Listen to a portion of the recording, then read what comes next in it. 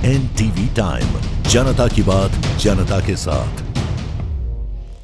इंदौर में दिनांक 22 नवंबर 2024 महापौर एवं AICTSL चेयरमैन श्री पुष्यमित्र भार्गव द्वारा मध्य प्रदेश के यशस्वी मुख्यमंत्री डॉक्टर मोहन यादव के भोपाल की तरह इंदौर की BRTS को भी हटाने की घोषणा का स्वागत करते हुए माननीय मुख्यमंत्री जी को धन्यवाद देते हुए इस ऐतिहासिक निर्णय को जनहित में इंदौर के ट्रैफिक को सुगम बनाने की दृष्टि से और देश की वर्तमान परिस्थिति से निर्णय को उचित बताया। महापौर श्री पुष्यमित्र भार्गव ने बताया कि माननीय मुख्यमंत्री जी के इस निर्णय को लेने के कई सारे कारण हो सकते हैं, जो मुझे लगता है कि एक AB रोड पर आने वाले समय में ट्रैफिक को सुगम बनाने की दृष्टि से 4 से 5 पुल बनाने की तरह हम आगे बढ़ रहे हैं, जिसका फिजिबिलिटी सर्वे भी बहुत तेजी से हो रहा है। दूसरा, जब इस BRTS को बनाने की कल्पना हुई तो शहर में अर्बन ट्रांसपोर्ट को बढ़ावा देने की दृष्टि से और BRTS के माध्यम से जो पैसा शहर में आया उस कारण से ये पूरा रोड बना, सड़क बनी, एंड टू एंड सड़क बन गई। उन्होंने कहा कि मुझे लगता है कि पूरे शहर की दृष्टि से उस BRTS को यदि हम कर पाते हैं तो एक बड़ी उपलब्धि होती है। पब्लिक ट्रांसपोर्ट की दृष्टि से इसलिए कॉमन एरिया में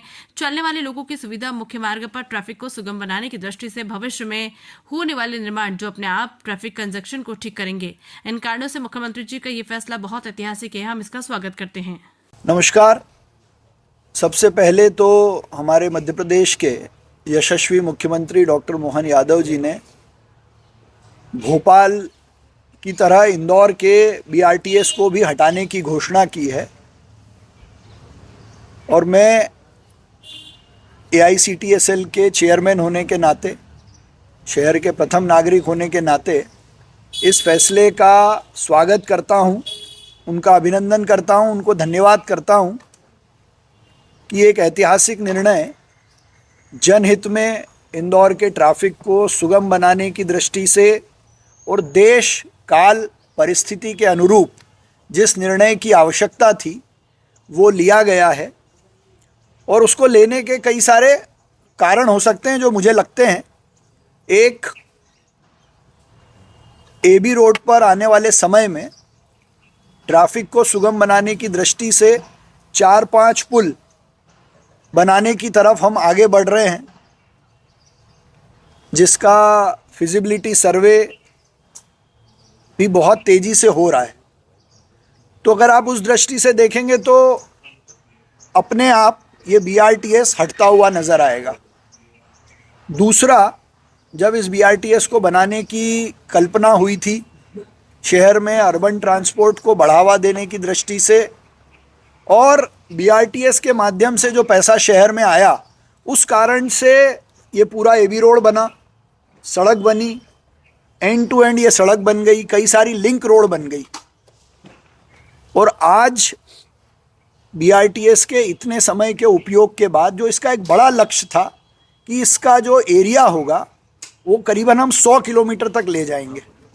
उसके कई सारे कारण हो सकते हैं, पर आज हमारा BRTS उतना ही है, करीब 11.5-12 किलोमीटर का। और उस समय के और अभी के कॉमन एरिया में चलने वाले वाहनों की संख्या कहीं गुना बढ़ गई है।